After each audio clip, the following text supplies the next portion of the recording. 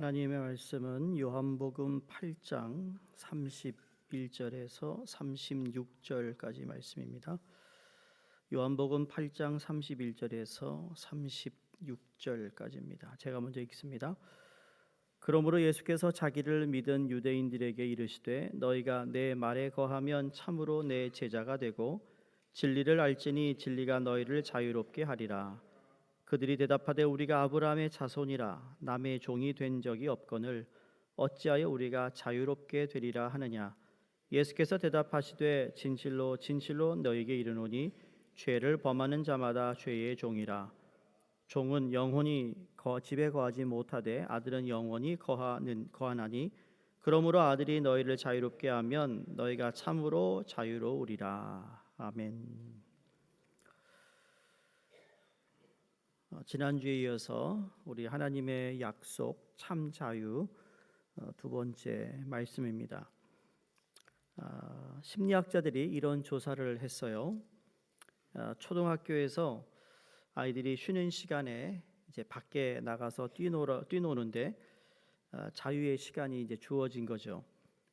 어느 초등학교에서 그 아이들이 뛰어노는 그 자유의 시간, 뭐 학교에 뭐 운동장이 되었던 그냥 그리 크지 않은 뜰에 울타리를 이렇게 세워놓고 그 안에서 아이들이 뛰어노는 것을 보면서 저 아이들에게 저 울타리 저 틀을 좀 다 그냥 없애고 마음껏 뛰놀게 하면 안 될까라는 기대를 가지고 그렇게 했다라는 겁니다.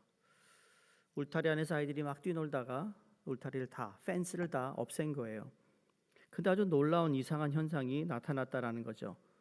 그전에는 이 펜스가 있을 적에는 그 펜스 끝에까지 가서 놀던 아이들이 이제는 그 중간 한 중간에 모여서 옹기종이 자기네들끼리 모여서 그나마 그 펜스가 있던 자리로도 나가지 못했다라는 것입니다. 그 심리학자들이 이렇게 발표합니다. 적당한 울타리, 펜스가 있어야지 그 속에 자유함이 있는 거구나 라는 것이었어요. 근데 이건 마치 새로운 것을 발견한 것처럼 그들이 발표하지만 이미 성경에서 예수님은 우리에게 말씀하신 것이 있습니다. 그게 뭐냐면 자유라는 거예요. 자유라는 것은 우리 하나님이 우리의 삶의 울타리가 될 때 우리가 그 안에서 누릴 수 있다라는 겁니다. 그러니까 주님 안에서 거할 때 우리는 마음껏 뛰놀 수 있는 이 자유를 느낀다는 거죠. 그래서 31절 오늘 본문에 너희가 내 말에 거하면 라는 말씀의 의미가 바로 그런 겁니다. 참 자유라는 건 하나님의 말씀이 내 삶의 울타리가 되어 줄 때 내가 누리는 것이라는 거예요. 너희가 내 제자가 되면 이라는 말씀 속에도 아무런 간섭을 받지 않는 독립적인 존재가 아니라 신뢰할 수 있는 울타리가 되는 스승과 같은 분과 함께 할 때 내가 누리는 자유함이 온전한 자유함이라는 것을 알려주고 있습니다. 그래서 자유함을 찾는 그 과정을 다르게 표현하면 내 삶의 올바른 주인을 찾는 과정이다라고 말할 수 있다라는 거죠. 그러니까 내 삶의 울타리를 찾는 과정인 겁니다. 이 세상을 사는 모든 사람은 자기 나름대로 그 무언가를 울타리로 섬기며 살아갑니다. 어떤 사람은 돈이 자기 삶의 울타리가 되어줄 것을 기대하며 돈을 섬깁니다. 어떤 사람은 명예가 나의 울타리가 되어줄 것을 기대하고 명예에 매여 삽니다. 어떤 부모는 노년이 되면 자식이 나의 울타리가 되어줄 것 같은 기대에 자식에게 모든 것을 종살이하는 부모들도 있습니다. 보세요. 누가 또는 무엇이 내 삶의 울타리가 되는가에 따라서 내 인생의 판도가 달라진다는 거예요. 그러니까 참 자유라는 것은 하나님이 내 인생의 주인으로 삼고 내 인생의 울타리가 되어 주시면 하나님이 계획하신 그 자리에 내가 서는 그 위치를 회복하게 될 때 내가 누리는 것이 참된 자유라는 거예요. 그래서 하나님을 벗어나면 내가 자유를 가지고 산다? 천만의 말씀이요. 우리는 주님 안에서 살아야만 참 자유가 무엇인지를 알고 그게 자유라는 것을 누리게 된다는 거예요. 예수님께서 누가복음 15장에 보시면 잃어버린 세 가지의 비유의 말씀이 나옵니다.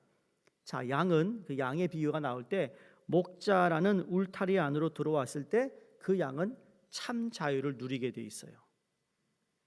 잃어버린 동전은 주인의 손에 돌아왔을 때, 그러니까 동전이 무슨 자유를 누릴 수 있는 건 아니지만 자유와 같은 그 가치를 발휘할 수 있는 물건이 되는 거예요.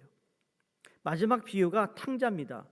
아버지 품으로 돌아왔을 때 비로소 아버지의 품에서 진정한 자유를 누릴 수 있게 되었던 것입니다. 그러니까 오늘을 살아가는 우리는 여전히 에덴 동산에 있었던 뱀이 말했던 것처럼 창조주 하나님의 말씀이 아닌 눈으로 보기에 탐스럽고 먹음직스럽고 만지면 좋을 것 같은 그 소유할 때 진정한 자유가 있다라는 거짓말에 여전히 속고 산다는 거예요. 어떻게 생각하세요? 내가 가진 거 다 가졌는데 누가 뭐 좋은 거 샀다, 좋은 거 긁고 다니면 괜히 그게 갖고 싶은 거예요. 그거 가지면 너 더 이뻐져. 그거 가지면 더 멋있어. 그거 속고 있다니까요. 그래요? 그거 들고 다니면 좀 더 뭐 나아지나요? 뭐가? 삶이 달라지나요? 그 재밌는 얘기 있잖아요. 그 진짜 브랜드 네임 가방이냐 아니냐 어떻게 안다고요? 비 올 때 가지고 나가면 안 돼요. 가짜는 머리 쓰고 가고 진짜는 옷에 넣고 다닌대요. 그런 말 못 들으셨어요? 예수를 믿지만 거리감을 두며 적당히 신앙생활하는 그것이 내 인생이 찾는 자유함을 가져다 준다는 거짓에 속아 신앙생활하는 사람들이 있다라는 거예요. 그러니까 하나님을 떠나서는 하나님이 우리 인생의 울타리가 되어주지 않으면 우리는 자유함을 누릴 수 없다라는 겁니다. 오스 기니스라는 분이 있어요. 이 오스 기니스라는 분은 미국에서 참 책도 많이 쓰지만 저기 서던 캘리포니아에서 그 교수이기도 하고 또 정말 그 우리 그 소위 이 변론을 해주는 우리 크리스찬을 변론해주는 그러한 학자입니다. 이분이 쓴 Time for the Truth라는 책에 이런 글을 소개합니다. 그 책에 보면 이 프리모 랩이라는 사람이 있습니다. 그리고 이 사람은 화학자인데 이 독일 나치의 아이슈비츠라는 그 수용소에서 유일하게 살아남은 사람입니다. 이 사람이 이탈리안인데 이태리에서 폴란드로 보내졌던 650명 가운데 생존한 사람 중에 한 명입니다. 이 사람이 이제 생존하고 이 프리모 레비는 아름다운 여인을 만나 사랑하게 되고 결혼하고 자녀도 두었고 그리고 책을 써서 권위 있는 문학상도 여러 개를 탔습니다.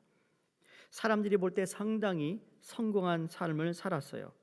그래서 그의 삶의 동력이 뭐냐, 드라이브가 뭐냐 했을 때 이 사람은 딱 한 가지였습니다. 내가 그 아이슈비츠에서 살아나왔는데 살아나오지 못한 그 모든 사람들에게 나는 빚진 마음이 있다. 그 참상을 잊어버리지 말고 이 세상 사람들에게 알려주기 위해서 나는 살아간다 그랬습니다. 그리고 프리모 레비디 자신은 이 게스 체인버에서 살아나왔는데 그 상처 때문에 살아남지 못하고 스스로 생명을 끊었던 많은 사람들에 관해 늘 마음이 무거웠다라는 거예요. 그래서 이분이 이것이 인간인가라는 책을 썼어요. 그래서 그 참상을 알리는 일로 세상에 알려졌던 그가 40년이라는 세월을 지나고 나서 자기도 스스로 생명을 끊습니다. 많은 사람들이 왜 프리모 레비는 자기의 생명을 끊을 수밖에 없었는가 하는 의문을 가지게 되었는데 바로 오스 기니스라는 이분이 그 의문의 답을 이렇게 해줍니다. 아이슈비츠 수용소에는 프리모 레비라는 사람도 있었지만 알렉산더 솔드니치라는 물리수학 전공자도 수용돼 있었다고 합니다. 같은 수용소에 있었고 같은 사람이 비교적 흥미로운 글을 썼고 비슷한 시대에 살았던 사람, 비슷한 죽음의 경험을 살아남은 사람인데 둘 다 사람들이 좋아하는 책을 썼던 사람들입니다. 그런데 그들의 마지막을 보니까 한 사람은 삶의 울타리를 자기 자신의 경험에만 두고 산 사람이었고 솔투치위는 다른 한 사람은 자기 삶의 울타리를 하나님으로 모시고 산 사람이었다라는 차이를 발견했다라는 거예요. 프리모 레비에게는 자기가 왜 살아가야 하는 소명이 없었습니다. 주님이 주신 소명이 없었다라는 거예요. 그래서 결국 끝에 가서 자기의 기억도 점점 희미해지고 아무리 외쳐도 더 이상 듣는 사람도 없고 하니 그게 짐이 되어 기진맥진해서 삶을 마치게 되었습니다. 그러나 솔도니치는 하나님 안에서 그가 소명이 있었다라는 확신을 가지고 살았다라는 거예요. 그러니까 누구 안에 사느냐가 중요한 거예요. 내가 그것을 알려야 하는 하나님의 도구라는 소명이 있었다라는 거죠. 하나님이 내게 왜 나를 살리셨는지에 대한 그 소명이 그는 발견했던 거죠. 저는 이 이야기를 읽으면서 사도 바울의 생을 생각해 보았습니다. 사도 바울, 지킬 수밖에 없는 삶의 일정을 살았던 바울이잖아요. 그건 누구보다도 평안을 외칠 수 있었고 그 누구보다도 자유하다 외칠 수 있었던 비결을 한번 생각해 보세요. 디모데후서가 사도 바울이 마지막 유서와 같은 서신인데 디모데후서 1장 11절에서 12절 말씀 보면 이렇게 기록되어 있습니다. 내가 이 복음을 위하여 반포자와 사도와 교사로 세우심을 입었노라. 이를 위하여 내가 또 이 고난을 받되 부끄러워하지 아니함은 나의 의뢰한 자를 내가 알고 또한 나의 의탁한 것을 그날까지 저가 능히 지키실 줄을 확신하노라. 자, 참 자유는 하나님이라는 울타리 안에서 하나님이 나를 어디에 세우시기를 말하시며 하나님이 나에게 무엇을 원하는 것을 알고 살아갈 때 그곳에서 참 자유를 누린다는 거예요. 여러분, 여러분의 가정, 여러분의 일터 하나님이 나를 이곳에 보내주셨다라고 생각하고 믿음으로 살아가면 여러분 그 일터와 내 가정이 보링하지 않아요. 왜? 소명이 있기 때문이에요. 힘들어도 견딜 수 있어요. 왜? 하나님이 나를 이 자리에 두셨기 때문에 그 안에서 나는 자유롭게 일도 하고 생활을 할 수 있는 담대함이 우리에게 있는 것이거든요. 이게 없어서 힘든 거예요. 전 그래서 우리 믿는 사람들이 그런 마음으로 살았으면 좋겠어요. 자, 뭐 다 비등비등 하잖아요, 그렇죠? 자, 영업하고 아침에 일어나서 해지면 또 집에 와서 뭐 가서 맛있는 거 한번 먹고 사람 만나서 하하 웃고 교회 가서 예배 드리고 신앙생활 잘하고 그럼에도 불구하고 우리 뉴욕 성결교회 여러분과 다른 교회 교인과 차이점이 있어야 된다고 저는 생각하거든요. 차별하는 건 아닌데 차이가 있어야 되지 않겠어요? 안 그러세요? 여러분은 여기 이 목사가 저 다른 교회 옆에 있는 다른 목사하고 같았으면 좋겠어요? 그렇죠? 아니 여러분은 나한테 그걸 기대하는 나는 왜 여러분한테 그걸 기대를 못하냐고요. 합리적으로 생각하자는 얘기예요. 지금 이상하잖아요. 목사에 대한 어떤 기준은 자기네들을 만들어 놓고 성도들의 기준을 만들어 놓는데 그걸 허허거리잖아요. 그런 모순이 어디 있어요? 제가 무리한 얘기하는 거 아니에요.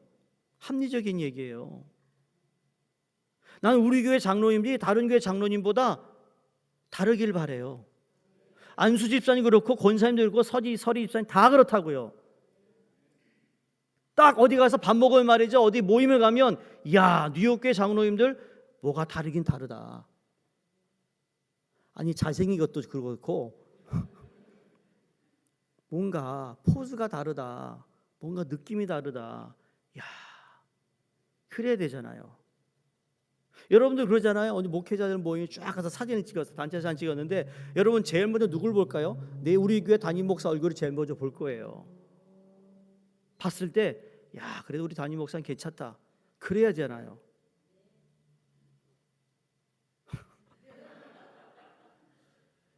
제가 똑같다고 여러분 볼 때마다 이왕이면 내가 목회하는 성도님들이 더 나은 분이 되기를 바라는 거예요. 옆편을 보시고 할렐루야 한번 부르세요. 할렐루야. 할렐루야. 할렐루야. 왜 안 보세요? 우리 왜 안 보세요?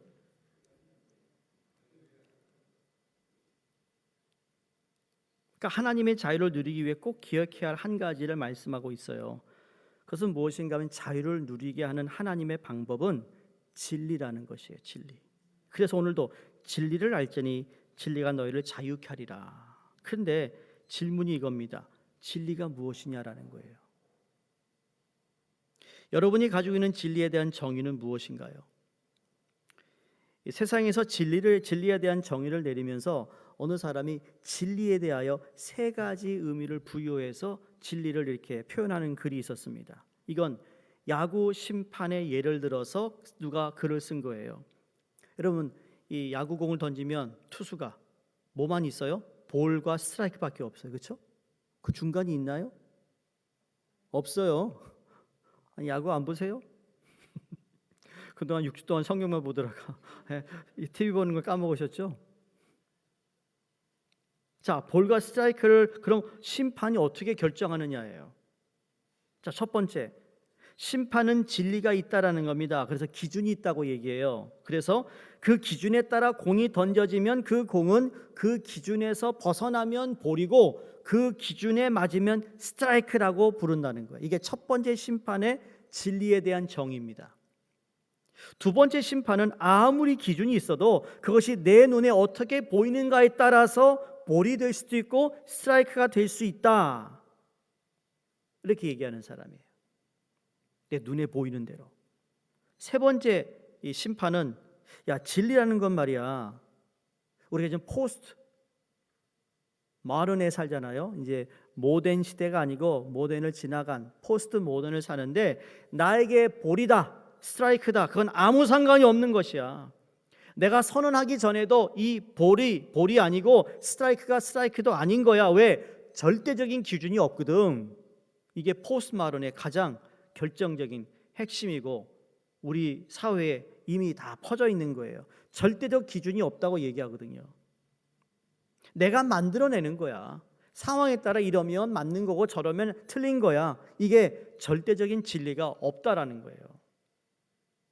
근데 주님은 다르게 말씀하세요. 주님은 절대적인 진리가 있다. 우리의 인생을 자유하게 하는 절대적인 진리가 있다고 스스로 진리를 만들어서 스스로 자유하려고 하지만 자유한 척하는 그런 자유함이 아니라 우리로 하여금 자유함을 누리게 하는 그 진리가 있다고 말씀하고 있어요. 36절을 보세요. 아들이 너희를 자유롭게 하면 너희가 참으로 자유로우리라. 요한복음 14장 6절에도 조금 더 직선적으로 말씀하잖아요. 예수님께 가라사대 나는 곧 길이요 진리요 생명이니 나로 말미암지 않고는 아버지께로 올 자가 없다고요 그랬습니다. 즉 예수님 그 자체가 우리에게 자유를 가져다 준다는 진리가 되신다는 거예요. 그러니까 예수님 자신이 우리의 삶의 자유를 가져다 주는 진리라고 말씀하고 계시는데 여러분 주님을 더 알면 알수록 우리의 삶이 그리스도 안에서 약속된 그 진리를 누리는 폭이 더 넓어진다는 말씀이에요. 여러분 예수님의 진리가 된다는 의미는 우리 삶에서 그분이 주장하시는 영역이 점점 커지면 커질수록 우리는 하나님이 약속하신 그 진리를 그 자유를 더 맛보는 삶이 된다는 것을 우리에게 깨닫게 하는 말씀이라는 거예요. 그러니까 우리가 아는 예수님이 요만하면 여러분 그 안에서 내가 숨바꼭질도 못하겠어. 하나님 안에서 내가 그분의 영역이 내 삶에 커지면 커질수록 나는 그 안에서 누릴 수 있는 자유가 넓어진다는 거예요. 이해하세요? 제가 한번 말씀드렸죠. 제가 타튼빌 하이스쿨 나왔어요. Class of 1987. EM에 그랬더니 I was not born 그러더라고요. Class of 1987이에요. 옛날에는요, 그 학교가 컸다고 생각했어요. 팀 전사님하고 이제 한번 타팀을 좀 가보자 그래서 한번 점심시간에 나갔다 왔거든요. 갔는데 어머머 왜 이렇게 작아? 왜 이리 작은 거야 학교가? 그때 그 운동장도 컸어요. 저 축구팀에 있었거든요. 풋볼팀하고 그냥 싸워가면서 운동장을 차지하고 연습했거든요. 그때는 축구팀이요 정말 별 볼 일 없었어요. 아예 그냥 아무런 학교에서 후원하는 것도 없었어요. 겨우 보라색 유니폼 하나밖에 안 줬어요. 그것도 정말 싸구려 하나. 지금 모르겠습니다만. 야, 거기서 뛰어놀았다. 여러분도 그런 경험 있지 않으세요? 한국을 갔는데 정말 오랜만에 내가 다녔던 초등학교, 국민학교를 갔는데 말이죠. 중학교를 갔는데 운동장이 이렇게 작았어? 제가 서울에서 숭실대 앞에 살았어요. 거기서 막 뛰어다녔거든요. 자전거 타고 막. 예? 근데 갔는데 아니 골목이 이렇게 작았어? 그러니까 우리의 기억에는 컸는데 실제로는 작은 거예요. 근데 우리는 이게 신앙적으로 나는 자유를 누리고 생각하는데 하나님 예수님에 대해서 내가 알면 알수록 그 영역은 커지지만 하나님에 대해서 아는 것을 게을리하고 하나님의 진리를 내가 알지 못하면 나는 착각 속에 사는 거예요. 내가 지금 뛰어놀 수 있는 영적으로 뛰어놀 수 있는 공간이 좁다라는 걸 모르고 살아간다는 거죠. 누가요? 우리 자신이. 여러분 자유하지 않은 것은 자유하기 위해 노력하지 않아서 그런 것이 아니에요. 우리로 하여금 자유함을 잃어버리게 하는 모든 것들은 우리 스스로 해결할 수 있는 것이 아니에요. 주님이 우리를 자유케 하셔야만 하는데 그 비결은 주님이 우리 인생의 관계가 깊어지면 깊어질수록 우리의 삶은 자유하게 될 것이라고 말씀하고 있는 거예요. 우리가 죄 때문에 죄와 싸우는 분들이 있잖아요. 하나님을 믿는데 왜 죄의 문제가 해결되지 않는가라는 의문을 가지고 고민하는 분들 계시죠. 만약 예수를 믿는데 죄책감을 느끼지 않는다면 어쩌면 여러분 그건 믿음 생활 잘못하는 걸 수 있습니다. 우리는 죄책감을 느낄 수밖에 없어요. 왜? 우리는 온전하고 완전하지 않기 때문에. 근데 예수를 믿는다가 아무런 죄 없는 삶을 사는 건 아니지만 죄와의 싸움이 있습니다. 그런데 주님과의 관계가 깊어지는 걸 통해서 주님을 통해 승리할 수 있는 것이지 나의 의지로 죄와 싸워 승리할 수 있는 건 아니라는 거예요. 그렇죠? 제가 양육반 언젠가 그런 얘기를 드렸어요. 우리는 자꾸 죄와 싸우려고 해요. 물론 싸우지 말라는 얘기 아닌데 더 중요한 건 하나님께 가까이 가려고 할 때 우리는 죄로부터 멀어지게 돼 있다라는 거예요. 우리는 죄 안 지으려고 이리 피하고 저리 피하고 안 보고 막 하는데 여러분 그거 더 힘들어요. 그런데 하나님께 가까이 가고 주님의 말씀 안에 거하는 훈련을 하고 그렇게 살아가면 죄 짓는 것으로부터 우리는 멀어지잖아요. 아니 옛날에 세상 친구랑 놀던 분들 열심히 신앙생활 하니까 어떻게 되죠? 자연적으로 그 친구들을 안 만나니까 안 마시고 안 놀고 어울리지 않은 그가 죄를 덜 짓는 거잖아요. 똑같은 원리라는 거죠. 주님 우리에게 자유함을 주시면 주님 우리의 삶에 차지하시는 영역이 점점 커지게 되면 우리는 죄의 굴레로부터 자유함을 누리게 되는 줄로 믿습니다. 여러분 이게 대표적인 경험을 한 사람이 성 어거스틴이잖아요. 평생 죄와 싸웠던 사람이에요. 자기의 힘으로 자기의 지성으로 정복할 수 없었습니다. 마침내 하나님을 만나고 평생 죄와 싸웠던 죄의 굴레에서 자유함을 누린 후에 이런 유명한 말을 남깁니다. We found no rest until we found rest in God. 하나님 안에서 안식을 얻기까지는 진정한 안식을 누릴 수 없다예요. 예수 그리스도가 우리의 삶을 주장하시면 과거의 실패로부터 자유함을 누릴 수 있습니다. 과거의 실패를 떨쳐버리지 못하면 과거의 상처를 떨쳐버리지 못하면 우리는 지금이라는 이 선물, 영어로 지금이 뭐죠? present, 현재. now도 맞는데요, 맞아요. 영어가 애매해요. 그래서 오늘이라는 거 present가 영어로 선물이잖아요. 오늘이라는 이 선물을 소중한 선물을 우리는 자꾸 살지 못하는 거예요. 무엇 때문에? 과거의 실패, 과거의 상처 때문에.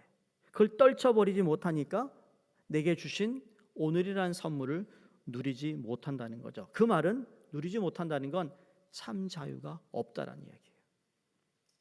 신약 성경에서 과거 자신이 행한 죄로 인한 죄책감이 가장 컸던 사람을 뽑으라 그러면 누굴까요, 여러분? 죄책감이 가장 많은 사람 누굴까요? 신약 성경에서 말 좀 하십시오. 유다? 예, 바울이겠죠. 바울이 수도 없는 크리스찬들을 감옥에 넣고 죽이고 했잖아요. 다메스로 갈 때도 어떡합니까? 저 이방인들 다 죽었어요 이제. 그리고 갔어요. 그러다가 예수님을 만난 거예요. 그래서 그가 디모데전서 1장 13절 14절 이렇게 고백합니다. 내가 전에는 회방자요 핍박자요 포행자였으나 도리어 긍휼을 입은 것은 내가 믿지 아니할 때 알지 못하고 행하였습니다. 우리 주의 은혜가 그리스도 예수 안에 있는 믿음과 사랑과 함께 넘치도록 풍성하였도다. 그러니까 예수 안에서 믿는 믿음과 분에 넘치는 사랑으로 말미암아 과거의 죄책감에서 벗어나 뭐예요? 자유하고 오늘 나의 사명을 감당할 수 있게 되었다라고 말하고 있어요. 여러분 아직도 과거에 내가 정말 남이 모르는 죄 때문에 죄책감에 시달리는 분 계신가요? 과거의 어떤 남에게 얘기하지 못한 상처나 실패 때문에 여러분 거기에 그냥 머물러 있는 나의 어떤 과거형의 삶이 우리 안에 있나요? 바라기는 그 죄책감에서 벗어날 수 있는 건 딱 한 가지예요. 예수 그리스도 앞에 더 가까이 나아가는 거예요. 사람이 그러죠. 세월이 약이라고 그러는데 세월이 약이 아니에요. 세월 지나니까 다 깨끗하던가요? 말고 2, 3년 후에도 말이에요. 그 사람 얼굴 보면 막 올라오는 게 사람이에요. 안 그래요? 물론 이렇게 올라온 사람이 있으면 안 되겠죠. 있으세요 혹시? 없어야 합니다. 없어야 합니다. 그러면 자유하지 못한 거예요. 세월이 우리 과거의 아픔을 치유하지 못합니다. 근데 성도님들, 예수 그리스도가 내 삶에 차지하는 영역이 커지도록 하시기를 부탁드립니다. 예수 그리스도를 아는 깊이가 내 삶 속에 점점 깊어지도록 하시기 바랍니다. 그렇다면 여러분의 과거의 아픔을 우리 주님이 씻어 주신다는 거예요. 예수 믿는 사람들 가운데 참 안타까워하는 그런 분들이 있어요. 뭐냐면 왜 예수 그리스도 한 분만으로 만족하지 못할까라는 의문이 드는 사람들이 간혹 있죠. 예수 그리스도를 믿으면서 여전히 세상의 가치를 따라가며 사는 모습을 보면서 안타깝다라는 생각이 들어요. 예수 그리스도가 우리의 가치라면 세상의 것을 따라 내 자신을 증명하려고 할 필요가 없거든요. 여러분 아름다워요? 여러분 괜찮아요? 나는 괜찮은 사람이야.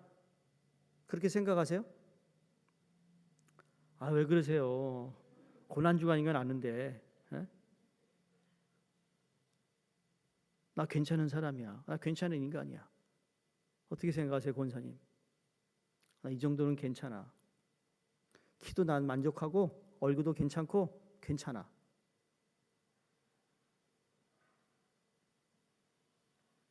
여러분 뽕남이 올라갔던 예수님을 만난 삭개오 기억하시잖아요. 성경에 보면 그가 키가 작았다고 했습니다. 근데 원래 삭개오는 좋은 집안의 사람이었어요. 근데 그가 민족을 배반하면서까지 돈을 끌어모으는 세리가 되었습니다. 그 이유는 그가 돈을 통해서 자기의 가치관을 가지고 그 수단 방법을 가리지 않고 내가 돈이 많은 말이야. 이 돈이라는 통해서 자기의 가치라는 것을 삼는 수단으로 삼았기 때문인 것이죠. 그런데 예수 그리스도를 만나 회개해서 그가 변합니다. 변하면서 그가 가장 소중한 것, 가장 자기가 내 가치를 증명해 줄 수 있는 돈을 어떻게 생각하죠?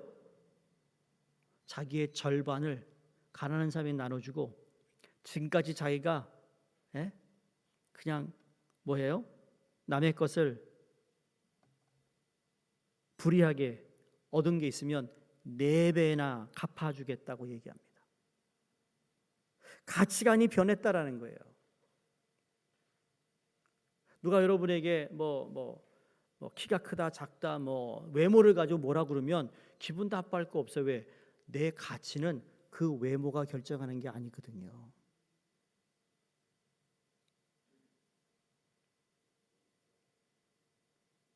진짜요. 하나님 우리를 볼 때 우리 외모를 보고 야, 너 멋있다 그러지 않으세요. 세상은 그렇게 얘기해요.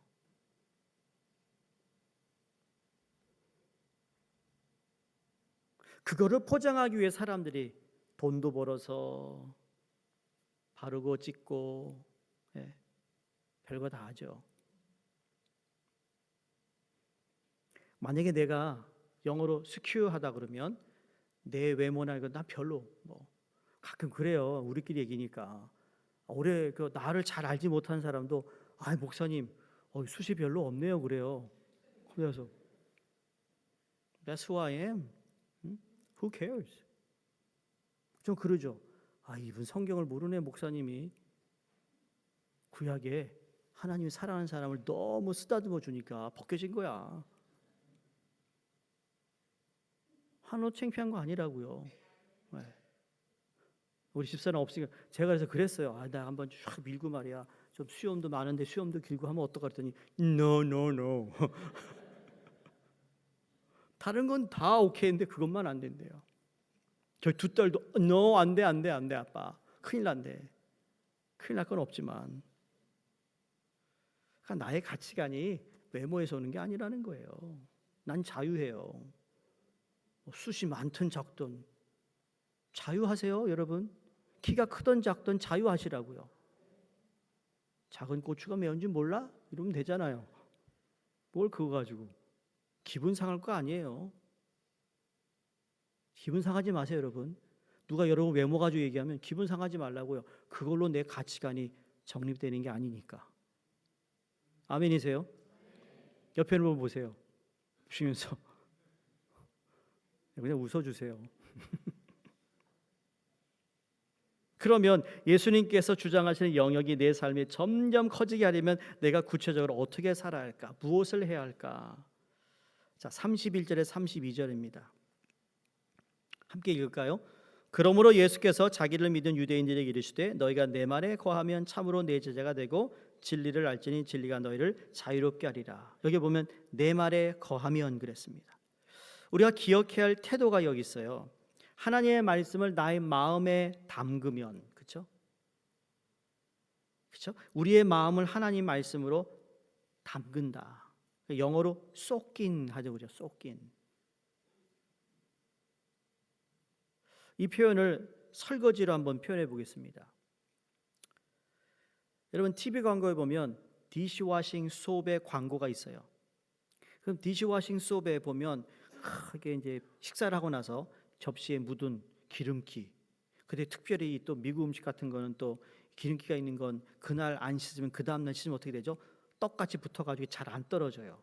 그럴 때 어느 회사가 싱크대에다가 뜨거운 물을 넣어놓고 그리고 그걸 우리말로 하면 퐁퐁이죠. 퐁퐁이 몇 방울 떨어뜨리고 그리고 그 안에다가 그 기름 끼고 딱딱하게 붙은 그 음식물을 떼기 위해서 어떻게 해요? 그냥 그 물 안에 잠가두는 거예요. 그러고 나서 좀 시간이 지나면 어떻게 되죠? 잘 떨어진다라는 광고 보셨어요? 또 그 얘기 해야 돼요? 그렇다라는 거예요. 그러면서 거기에 선전이 뭐예요? 우리 거 쓰면 잘 떨어진다는 거죠. 근데 제가 얘기하는 건 그 소업이 아니라 물에 담가두면 말이죠. 나중에 빠지게 돼 있는데 그게 바로 하나님 말씀 안에 거하는 거예요. 말씀이 내 안에 거하는 거죠. 그럼 그 말씀이 쏙인 되는 거예요. 그래서 그 안에 있는 것들을 떨어뜨리는 작업을 하는 거예요. 내가 그거 막 떨어뜨리면 어떻게 되죠? 안 돼요, 안 돼. 그릇 깨져요. 그런데 물에 훅 잠궈 놓으면 저절로 빠진다는 거예요. 우리가 우리의 마음을 하나님 말씀 속에 잠기게 하는 이유가 바로 그것이에요. 우리가 하나님을 신뢰하고 온전히 하나님이 내 삶의 모든 부분을 주장하도록 내어드리지 못하는 내 과거의 상처들이 있어요. 나로 하여금 의심하게 하는 그 모든 것들이 내 의지로 떨쳐버리겠다고 하지만 떨쳐버릴 수 없습니다. 그러나 하나님의 말씀이 내 마음에 들어와 내 마음에 상처들, 의심하는 것을 쏙인할 때 그게 바로 진리를 알지니 진리가 너희를 자유케 하리라는 말씀입니다. 또 하나의 태도는 참 제자가 되고입니다. 제자가 된다는 것은 무엇일까? 우리 양육반을 하시는 분들이 마치면 제자반을 하게 될 텐데, 여러분 성경을 많이 암송해서 제자가 된다는 게 아니고 제자반을 마쳐서 제자가 되는 것이 아니라 제자가 된다는 것은 스승이신 예수님을 닮아갈 때 제자인 거예요. 제가 가르친 제자들이 있잖아요. 학교에도 교수가 가르치는 제자들이 있어요. 그 제자는 그 스승이 정말 원하는 대로 그 진로를 가게 돼 있어요. 닮아간다는 거죠. 그래서 그 교수의 학술이나 모든 걸 이어가고 전수하는 사람이 제자인 거죠. 우리가 닮아야 하는 예수님의 모습이 있어요. 그건 뭐냐면 내려놓음이라는 모습입니다. 빌립보서 2장 5절에서 8절 말씀 보면 예수님을 우리가 닮아가는데 많은 걸 닮아야 되는데 그 중에서 가장 핵심적인 것이 바로 내려놓음의 예수님의 자세예요. 자, 우리 한 목소리 읽겠습니다. 너희 안에 이 마음을 품으라. 곧 그리스도 예수의 마음이니 그는 근본 하나님의 본체시나 하나님과 동등됨을 취할 것으로 여기지 아니하시고 오히려 자기를 비워 종의 형체를 가지사 사람들과 같이 되셨고 사람의 모양으로 나타나사 자기를 낮추시고 죽기까지 복종하셨으니 곧 십자가에 죽으심이라. 자, 한 번 내려놓는 것이 아니고 내려놓은 것을 더 내려놓을수록 주님이 우리 삶에 차지하는 영역이 다시 말해 커지면 커질수록 내가 쥐고 있던 것을 더 많이 내려놔서 내 손에 예수님이 들어온다면, 그렇죠? 그 안에서 누리는 참 자유가 있다라는 것을 말합니다. 한 예화를 말씀드리고 말씀 마칩니다. 구소련 공산주의 시대 때에 복음을 전하던 전도자가 감옥에 들어가게 되었어요. 아무리 신앙이 있어도 주의 일을 하다가 어려움이 오면 마음이 흔들리는 법인데 이제 감옥에 들어가 처음에 이런 생각을 했대요. 내가 목숨 걸고 복음을 전한 일을 했는데 내가 주를 위해서 어떻게 살았는데 감옥에 들어왔어. 이런 생각이 자기 머리에서 떠나지 않았다라는 겁니다. 그래서 감옥 안에서의 삶이 물론 감옥이 더 힘들겠지만 정말 계속 왜 이럴 수 있어 하나님, 이런 생각을 했대요. 그러다가 그 생각마저도 그래 내려놓자 그랬대요. 그리고 그렇게 생각해서 내려놓았는데 신기하게도 그 전에 보지 못했던 것이 보이기 시작하다라는 겁니다. 감옥에 들어오기 전에 복음을 전할 때는 그 러시아의 그 구소련의 KGB의 추적을 받아 사람을 모아 복음 전하는 것이 참 어려웠대요. 그래서 숨어서 모이고 도망다니고, 그런데 감옥에 모아 보니까 뭐예요? 온통 사람만 있네. 사람을 내가 모으지 않아도 아무리 듣기 싫은 복음을 전해도 어디로 도망갈 데가 없는 사람이 내 깜빵 안에 있다라는 거예요. 그걸 보기 시작했대요. 그래서 복음을 전하기 시작합니다. 기도도 하고 찬송을 합니다. 그런데 사람들이 변하기 시작하더래요. 근데 안타깝게 그게 오래 못 간 거예요. 이 간수장이 저 사람이 복음을 전하니까 안 되겠다 그래가지고 이 사람을 빼가지고 저 44호 감방으로 보내 그런 거예요. 근데 44호 감방은 제일 악독한 죄수들이 들어가 있는 방이라는 겁니다. 그래가지고 너무 두려워가지고 자기가 가지고 있는 물건을 이제 다 챙겨가지고 이제 가는 거예요. 가는데 생각하는 겁니다. 야, 들어가면 이거 다 뺏길 텐데 어떡하지? 그래서 할 수 없이 들어가자마자 바닥에 딱 내려놓고 이랬대요. 여러분, 그냥 필요한 거 가져가십시오. 겁이 나서 그랬다라는 거예요. 우리 집안에 좀 보내준 게 있는데 필요한 거 여러분이 가져가세요. 그랬더니 44호 감방에서 제일 고참으로 보이는 한 사람은 이런 말을 하더라는 겁니다. 우리는 다 똑같이 나누어 쓴다. 그래서 그 감방에 있는 죄수가 똑같이 나누고서는 그 사람의 목도 이렇게 몫을 주더라는 거예요. 그러면서 고참이 이렇게 물어요. 당신은 어떻게 해서 이 44호 감방까지 오게 됐냐고 말을 합니다. 그래서 밖에서 복음을 전하다가 감방에 갔는데 그 가방에서 기도가 찬송했더니 이리로 오라고 했다고.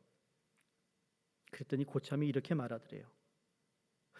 이 44호 감방은 말이야, 이 죄수 간수장들이 잘 오지 않는 곳이야.